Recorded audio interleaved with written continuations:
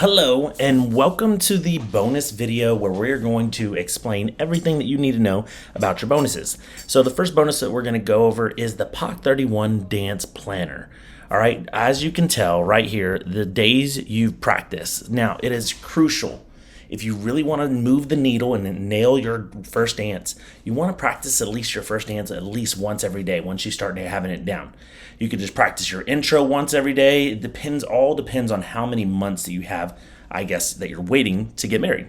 So the more people who practice Sunday, Monday, Tuesday, Wednesday, Thursday, Friday, and they get comfortable with their intro, they get comfortable with walking around, they get comfortable with having how to use their ball bearings and that connection that they have with their partner. Make sure to just print the sheet off and make sure just to schedule your practice dates and then stick to those practice dates, okay? Okay, the to-do list.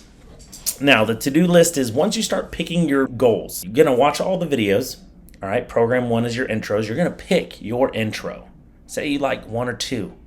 All right, you're going to write that down on your to-do list right here. You're going to write down intro number 1, intro number 2, and then you're going to get down to the nitty-gritty and pick your top 3. Because then you go, okay, I'm leading the girl out onto the dance floor, but I don't feel comfortable yet doing this. So what you need to do is pick the one that looks best on you guys and that fits your venue. Just write your today's goal, all right? If your goal is to nail down the intro, write it down.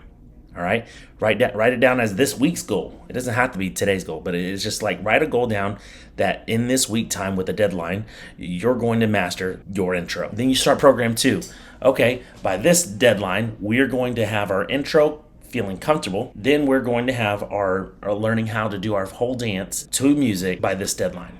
Okay, and then when you do program 3, when you learn your outros, you're going to go, all right, now I know how to do my intros. I know how to dance to the music through the whole dance, and now it's time to plan my ending outro to where I can dip and face the cameras and have that beautiful smile ready to go for those photography moments, okay? The next part, my unique pattern. The unique pattern is going to be your intro that you committed to, the one that y'all finally chose is number 1.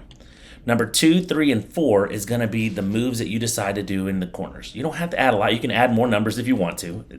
Play around with it as you will, but 2, 3, and 4 are for you to do. If you're doing a traveling dance and you're doing moves in the corners, that's what write down those moves at 2, 3, and 4. Okay, and you'll understand when I go into program 2. But print this off, use this sheet. Like this is what you need to do to successfully complete your dance. Number 5, save that number 5 as your outros. Okay, so when you're doing your big finish and your music is coming to an end, or your DJ or your band is fading the music, you're spinning the girl in and you're dipping her, that is when you want to write down that name right there for number 5. Okay, so that way you have kind of an idea and a plan that you kind of go, okay, this is our dance routine. Footwork, lead and follow, style, frame. These are all questions you can ask in your Facebook Live groups or in the Zooms, okay? Because sometimes you'd be like, all right, hey, Jeremy, my footwork's complete crap right now. What am I doing wrong? Okay, well, let me look at it. And so you just aim the camera down, I watch your footwork, and then I can help you assess and figure out what's going on there.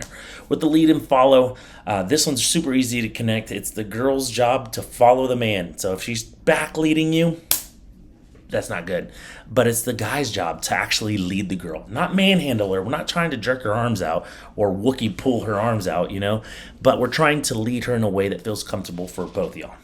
Now, styling. This is very big, and this is where we help out a lot of brides and grooms do this. So when they spin the girl out and they're throwing their hand out to where it looks really nice, you don't want it to be like floppy fish arm. We don't want that, okay?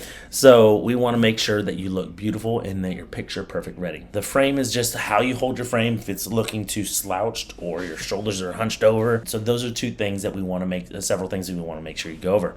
Notes for the Facebook Live groups, fill out those. If you have any notes, write them down so that way you don't forget them between here and there. Other than that, this is your first bonus, all right? Use the planner as if it was your bread and butter. It helps you translate to us if you have any things that need to be worked on. All right, cool. We're going to move on to the next bonus.